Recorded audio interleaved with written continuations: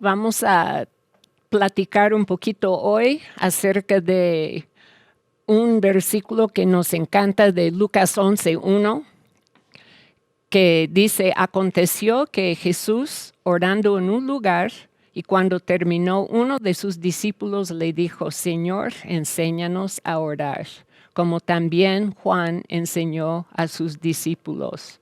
Y decimos el día de hoy: Señor, enséñanos a orar, tal como estos discípulos estaban pidiendo de Jesús. Es muy interesante porque en el libro de Lucas leemos desde el primer capítulo que él puso en orden las cosas. Él tenía esta carga como científico, como doctor. Él escribe empezando en el primer versículo de su libro: puesto que ya muchos han tratado de poner en orden la historia de las cosas que entre nosotros han sido ciertísimas, tal como nos lo enseñaron los que desde el principio lo vieron con sus ojos, pues fueron ministros de la palabra.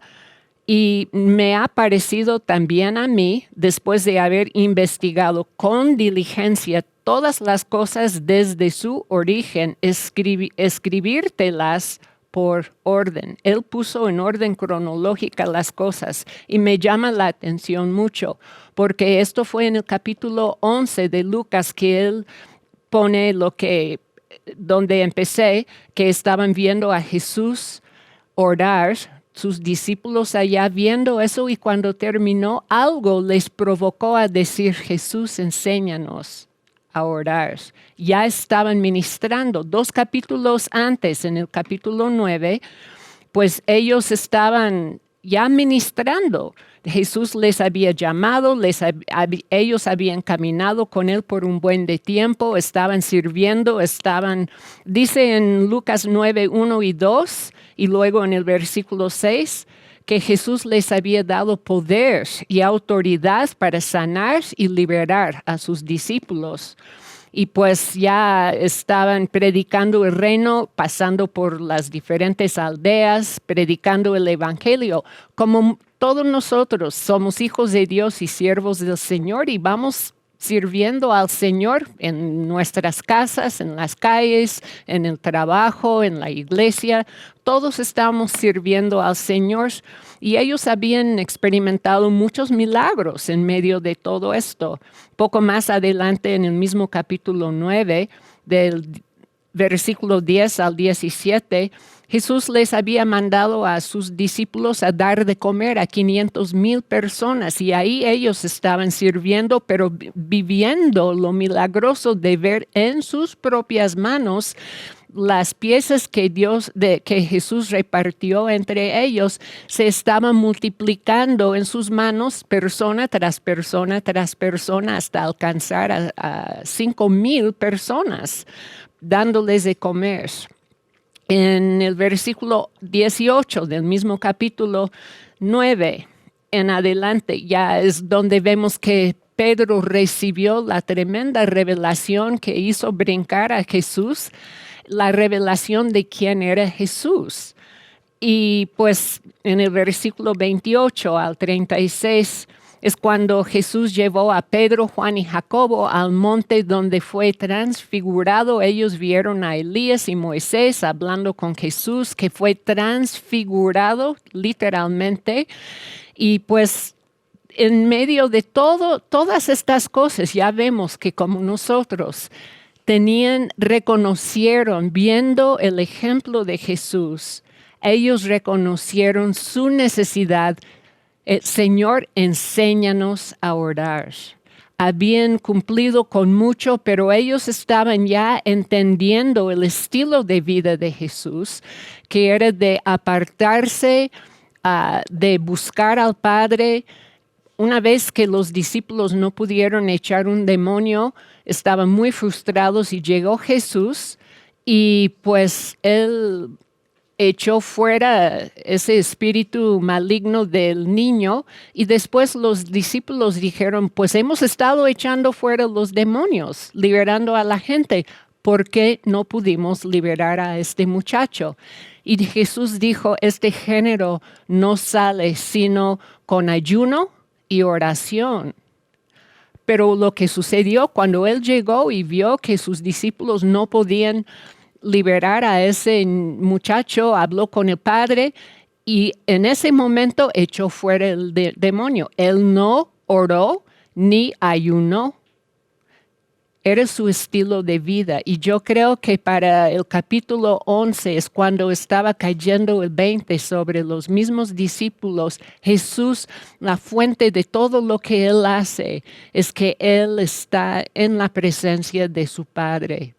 Entonces, estoy diciendo esto porque seguimos diciendo, Señor, enséñanos a orar. Y yo quiero ir por una serie de versículos más adelante donde vemos que fue en estos tiempos, en la búsqueda de Jesús mismo, el Hijo de Dios, pero en forma de hombre, como dice en Filipenses 2, que se despojó de su gloria y nació y en forma de carne, tal como tú y yo. Él hizo todo lo que hizo por el Espíritu Santo que estaba en él y en su comunión íntima con el Padre. Y yo creo que eso fue lo que les provocó después de estar ministrando por un buen de tiempo, caminando con Jesús.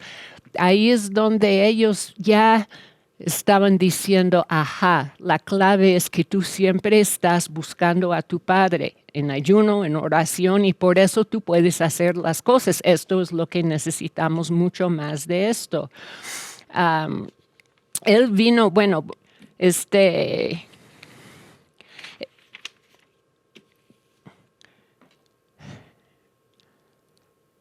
la cosa es que Jesús no podía hacer nada por sí mismo.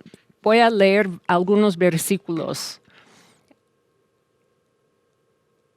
En Juan 5:19, Jesús dijo, no puede, hablando de sí mismo, no puede el Hijo hacer nada por sí mismo, sino lo que ve hacer al Padre, porque todo lo que el Padre hace, también lo hace el Hijo igualmente.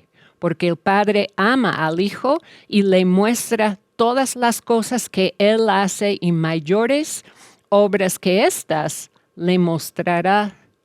O sea, Jesús decía, yo no hago nada por mis propias pistolas, de mis ocurrencias, de mis pensamientos, sino yo me limito a lo que yo oigo de parte de mi Padre. Y no lo dijo nada más una vez. Juan 5:30. Jesús dijo, yo no puedo yo hacer nada por mí mismo. Según oigo, así juzgo y mi juicio es justo, porque no busco mi voluntad, sino la voluntad de que me envió, la del Padre. En Juan 6:38 dice, porque yo he descendido del cielo no para hacer mi voluntad, sino la del que me envió. También en Juan 8:29, Jesús dijo, porque el que me envió conmigo está. No me ha dejado solo el Padre, porque yo hago siempre lo que le agrada.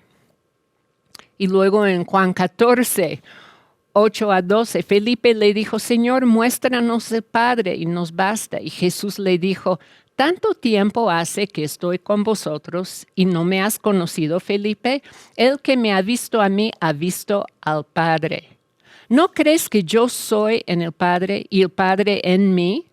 Las palabras que yo os hablo, no las hablo por mi propia cuenta, sino que el Padre que mora en mí, Él hace las obras. Creedme que yo soy en el Padre y el Padre en mí. De otra manera, creedme por las mismas obras. De cierto os digo, el que en mí cree, las obras que yo hago, Él las hará también. ¿Cuántos quieren hacer eso? Todos nosotros queremos hacer las cosas tal como Jesús. Él las hará también y aún mayores hará, porque yo voy al Padre. Y todo lo que pidieres al Padre en mi nombre, yo lo haré, para que el Padre sea glorificado en el Hijo. Si algo pidieres en mi nombre, yo lo haré. Y luego dijo para nosotros en Juan 15:5, yo soy la vid, vosotros los pámpanos. El que permanece en mí y yo en él, lleva mucho fruto, porque separados de mí, nada pueden hacer. Y así Jesús oró por sus discípulos, diciendo en Juan 17, Padre, yo no ruego solamente por esto, sino también por los que han de creer en mí por la palabra de ellos, o sea, nosotros mismos. Juan 17, del 20 al 26. Para que sean uno, como tú, oh Padre, en mí y yo en ti, también ellos sean uno en nosotros, para que el mundo crea lo que tú me enviaste. La gloria que me diste yo les he dado, para que sean uno así como nosotros somos uno. Yo en ellos y tú en mí, para que sean perfectos en unidad, para que el mundo conozca que tú me enviaste y los has amado a ellos también. Padre, aquellos que me has dado, quiero que donde estoy, ellos también estén conmigo para que vean mi gloria que me has dado, porque me has amado desde la fundación del mundo. Ustedes conocen muy bien lo que dijo el profeta Jeremías en Jeremías 23, 18 y 22. ¿Quién estuvo en el secreto de Jehová y vio y oyó su palabra? ¿Quién estuvo atento a su palabra y la oyó? Porque si hubieran estado en mi secreto, habrían hecho oír mis palabras a mi pueblo y lo habrían hecho volver de su mal camino y la maldad de sus obras.